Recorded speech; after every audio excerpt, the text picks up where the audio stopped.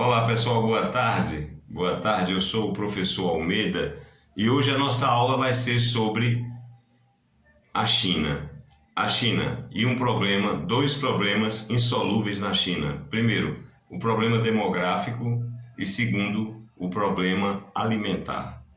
A China sempre teve mais população do que a nação, a terra, podia produzir de alimentos para alimentar essas pessoas, para prover essas pessoas de alimentos. Eu quero agradecer a vocês por curtir, se inscrever, comentar, compartilhar. Quero a opinião de vocês, quero que vocês sugiram, critiquem, enfim, participem deste canal, que já é um sucesso de audiência. Olha só, pessoal, a China tem por volta de 10 milhões de quilômetros quadrados, mas boa parte do território é deserto.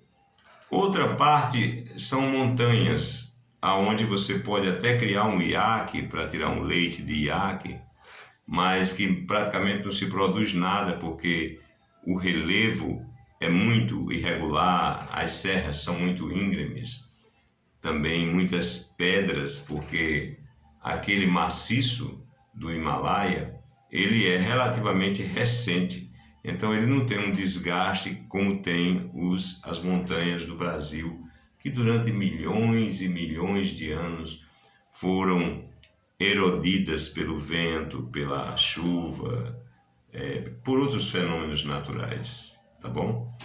Então vamos falar sobre um fato relevante que está acontecendo neste momento da China, dentro do país, que é um alerta do governo central para os governos regionais, a fim de que mandem as pessoas estocar alimentos, principalmente alimentos de necessidade básica, verduras, vegetais, óleos e aves, porque existe hoje uma crise energética muito relevante e também uma crise de fornecimento de produtos em geral, inclusive víveres.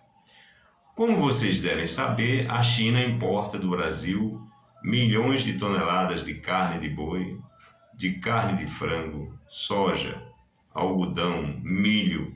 A China tem hoje prédios de 10 andares somente para a criação de porcos. O porco é um alimento, a carne de porco é um alimento muito comum na China, muito consumido. E vocês conhecem o ditado que diz que gato escaldado tem medo de água fria. Quando um evento negativo acontece, a cabeça das pessoas grava aquele evento. E aquele evento é transmitido para o DNA. E vocês podem imaginar qual é a situação hoje dos chineses, o pânico, o aperreio, o desespero, porque muitos chineses morreram na década de 60 até 70 na China por conta de políticas equivocadas do governo. O governo da China, comandado por Mao Tse-tung, determinou que as pessoas eliminassem as aves, os pardais que atacavam as plantações e atrapalhavam a agricultura. As pessoas foram lá e mataram os pardais. E sabe o que aconteceu? Sem pássaros, as pragas que eram combatidas pelos pássaros e causavam um equilíbrio na quantidade de pragas, de insetos, de todo tipo de inseto que atacava as plantações ficaram muito suscetíveis a sofrer ataques de gafanhotos, cigarrinhas e outros insetos que atacam plantações, e isso causou perdas imensas na produtividade da agricultura chinesa. E como o país era fechado, sempre foi fechado e muito grande, com a população que já era imensa, por volta aí de 800 milhões de pessoas, aí a fome matou gente assim. As pessoas comiam seus familiares, adotou-se o canibalismo como método de sobrevivência e não morreu mais gente porque muitas pessoas comeram as outras no sentido literal. Então era comum casos de pessoas que avaliavam a situação e diziam: olha, coma a minha mulher, coma a minha irmã, coma o meu primo, porque nós não vamos sobreviver de qualquer jeito. Então é melhor, e vocês, para sobreviverem, comem eles e assim vocês sobrevivem. E isso foi o que salvou muitas vidas, o canibalismo. Enquanto isso, os burocratas do Partido Comunista estavam numa boa, comendo trigo do Canadá, uvas da Itália, consumindo os produtos mais caros e mais chiques do mundo, um pouco de caviar da Rússia. E assim caminhou o país até que um sujeito muito inteligente resolveu dinamizar a economia da China. E aí a diplomacia chinesa articulou uma visita de um presidente americano à China. E esse presidente, quando visitou a China, ele começou a negociar vários acordos comerciais. E a partir daquele momento, empresas alemãs, japonesas, americanas, europeias, começaram a se instalar na China. E a China adotou uma política muito interessante, adotada e aplicada até hoje. A China começou a receber as empresas e a copiar a fabricação dos produtos e incentivar empresários locais a abrirem fábricas para produzir aqueles produtos com outro nome e às vezes até com outra cara para disfarçar. Foi assim que surgiu uma dinâmica indústria de veículos, de motocicletas, de todo tipo de apetrecho. Além disso, a China dispõe de uma estrutura prisional, onde os milhões de presos trabalham 10 horas por dia pela comida. E eles produzem muito, e esses produtos são exportados para o mundo inteiro. As lideranças chinesas tiveram a capacidade de ver as potencialidades da China, do seu mercado consumidor, e utilizar isso para dinamizar a escala industrial. E o que é escala industrial? Eu produzo 50 canetas dessa numa fábrica e ela tem um custo X. Mas se eu conseguir produzir 100 milhões de canetas dessa, ela vai ficar no final quase de graça. Porque você monta a estrutura para fabricar, é um investimento. Você contrata pessoas, é outro investimento. Você compra energia, é outro investimento, outro custo fixo. Mas no momento em que você coloca aquela estrutura para produzir em larga escala, você mantém praticamente a mesma estrutura, produzindo uma quantidade muito maior de canetas. Então essa caneta vai ficar muito barata.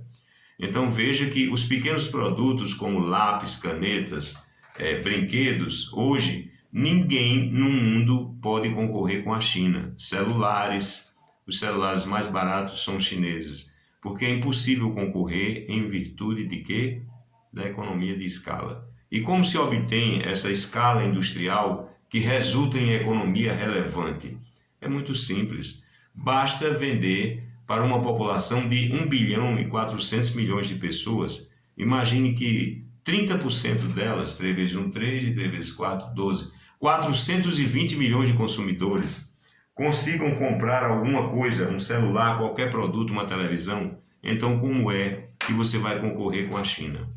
Olha só, a China não é rica em petróleo, não tem água, não tem minérios que possam atender à demanda da indústria. Mas o que a China fez? A China importa do mundo inteiro, importa carvão da Austrália, importa minério de ferro e de alumínio do Brasil e produz uma quantidade imensa de máquinas, automóveis, motocicletas, celulares, computadores e vende para o mundo inteiro. Começou fabricando com dificuldade, mas aprimorou o conhecimento das pessoas, criou uma estrutura humana de técnicos capazes de copiar qualquer artefato, até um avião, um caça de quinta geração, se ele pegar, ele copia e faz um igual e melhora. E isso faz da China uma potência mundial que hoje ameaça a hegemonia norte-americana. E eu pergunto, e os governantes do Brasil? E as lideranças políticas e econômicas do Brasil, onde elas estão? Nós temos território, recursos naturais, água, mão de obra barata. E ao invés de colocar uma estrutura de melhoria, de aprimoramento e de qualificação dessas pessoas, esses miseráveis fazem o quê? Eles ficam dando uma Bolsa Família para que a pessoa fique ali sentada numa cadeira o dia inteiro falando sobre a vitória do Vasco, sobre o Flamengo e conversando besteira o dia inteiro enquanto o país afunda e se torna um exportador de commodities agrícolas, não tem indústria, não tem educação, não tem saúde e a população morando nos morros e a única fonte de renda nos morros é vender e comprar droga. Então, o tráfico de droga hoje emprega milhões de pessoas no Brasil, mas em compensação ela causa danos irreparáveis na saúde das pessoas, na estrutura familiar das pessoas. Não existe uma só família no Brasil que não tenha pessoas vítimas do consumo indiscriminado de substâncias entorpecentes. E o que é que o governo faz a respeito disso? Ora, o governo coloca cocaína nos aviões da FAB para levar para a Europa. E até o presidente da República, quando desceu lá, tinha um militar com uma mala cheia de cocaína.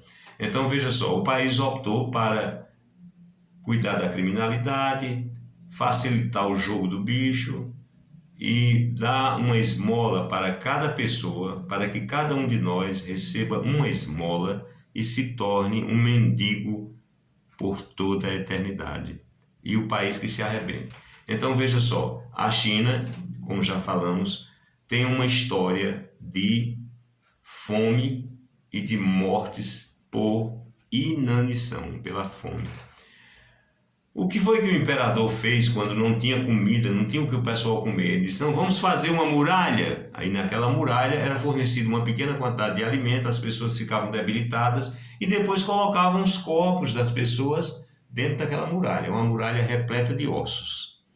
Ossos, cabelos, e assim se construiu a muralha da China. Depois veio Mao Tse Tung, criou essas ideias malucas, né, sobre agricultura, sobre siderurgia, prejudicou o país e as pessoas morreram de fome e não morreram mais porque se tornaram canibais. Mas hoje a China é uma nação rica e quando o governo diz assim, estoquem alimentos, eu desconfio que o governo da China acredita que terá que enfrentar uma guerra com Taiwan. E o que é que vai acontecer se a China atacar Taiwan?